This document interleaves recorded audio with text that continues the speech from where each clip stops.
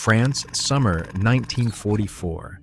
A German Panzer division receives orders to move up to the Normandy coast, where the Allies have landed. This is an elite formation, hundreds of vehicles, thousands of men, experienced commanders.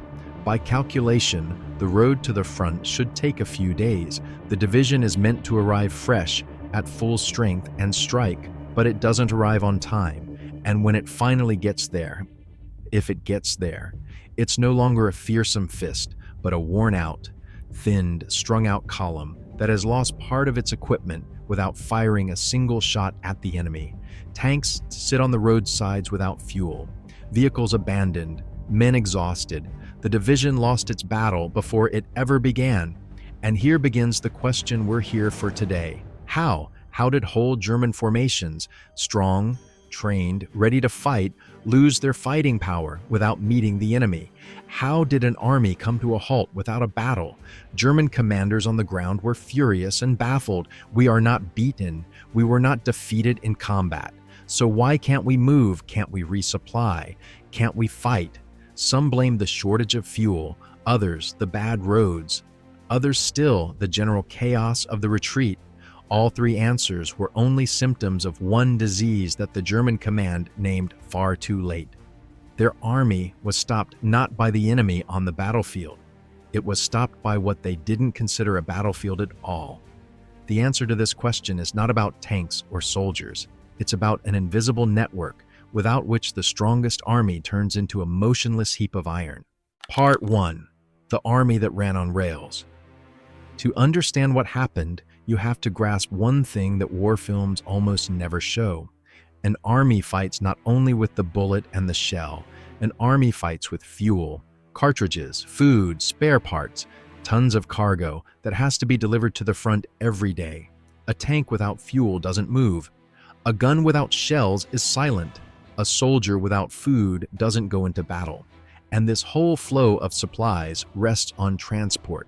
And the main transport of that war was the railroad. Only a train could carry thousands of tons at once. Fuel, ammunition, whole divisions with their equipment, quickly and far. The German army, for all its might, depended critically on the rails. Here's a fact that surprises many. The German army was not the fully motorized army of trucks it's often imagined to be. A significant part of its supply and artillery moved by horse-drawn power, on horses, and the strategic movements, the heavy cargo, the fuel, all of that went by railroad. Take away the railroad and this whole colossus hangs in the air. And here the Allies saw what the German command underestimated. They understood, to stop the German army, you don't necessarily have to defeat it in battle. It's enough to cut the threads along which flows to it everything it can't fight without.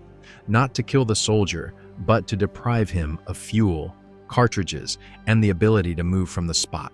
An army can be defeated without ever meeting it in battle at all.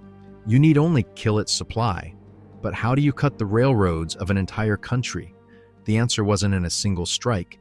It was in a system. Part 2. The plan that didn't target the army. Here, we have to break the first assumption. We're used to thinking that air power in war strikes at the troops, at the tanks, the trenches, the columns. But before the Normandy landings, the Allies did something different. They devised a plan that did not strike at the army. It struck at what feeds the army. They called it the transportation plan. It was conceived not by old-school generals, but by advisors, among them a scientist who looked at the German war machine as an organism with a circulatory system, and who asked the cold question, where are this organism's arteries, the ones you can cut to bleed the whole body at once? The answer, not the tanks at the front. The tanks are the fists. The blood flows along the railroads, and a railroad has vulnerable points without which it doesn't work. Bridges, you can't drive around them, and they take a long time to rebuild. Marshalling yards, the hubs where trains are assembled and dispatched in every direction. Repair depots, where locomotives are fixed. These were the points they struck, not the soldiers, the hubs. And methodical bombing began of railway bridges and stations across all of occupied France and inside Germany itself. And alongside it came the thing that finished off German logistics for good, hunting the trains themselves from the air.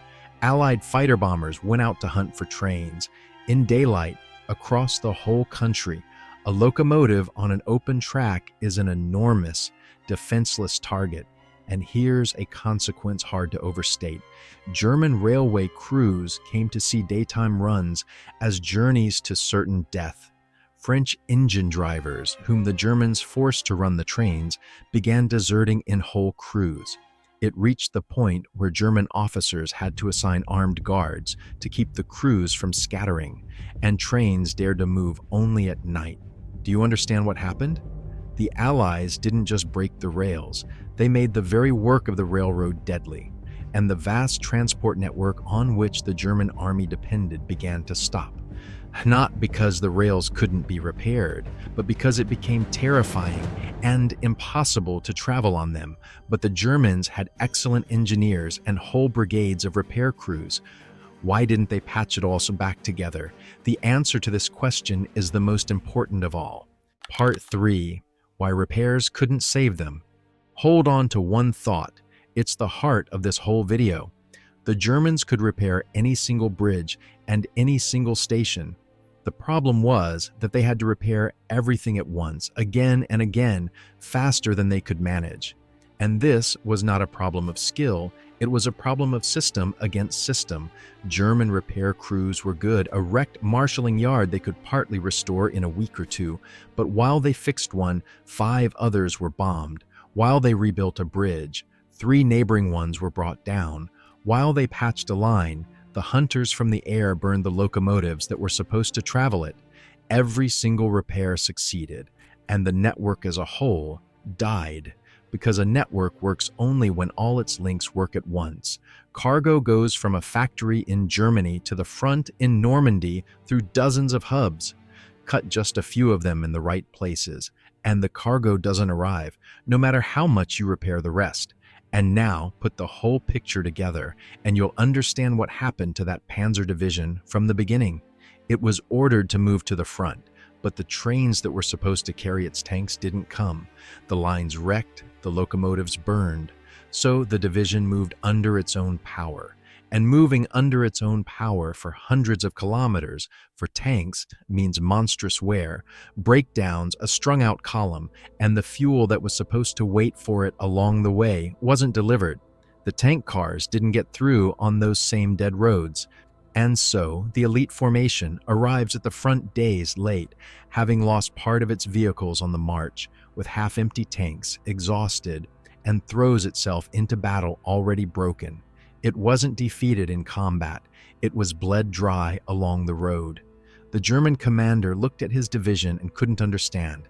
The soldiers are intact. The equipment was there. We followed orders. Why are we unfit to fight? Because he thought in the categories of battle. Who outshoots whom? But he lost in a category he didn't consider a battlefield: supply. The German Air Ministry itself, back in June 1944, admitted a terrible truth in a secret report. All main railway lines are destroyed. Large-scale movement of troops by rail is practically impossible. This was not written by the enemy. This was written by the Germans about themselves. Their army was intact, its supply network dead. And an army without supply is not an army. It's a target that doesn't yet know it has already lost. Part 4. The verdict. Let's put it all together. The German army in the summer of 1944 was still a formidable force. Excellent soldiers, good tanks, experienced commanders. In a direct fight, it could fight terribly well. And this force was paralyzed, not by a stronger army, but by the disappearance of what fed that force. The German commander asked the question, how do I defeat the enemy in battle? The Allies asked a different question.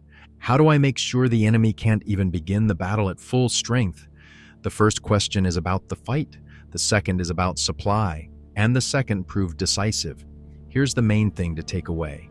An army can be stopped without ever meeting it in battle. You don't need to pierce its armor if you can drain its tanks. You don't need to kill its soldiers if you can deprive them of cartridges and the ability to reach the front. The most vulnerable spot of a mighty army is not at the front line.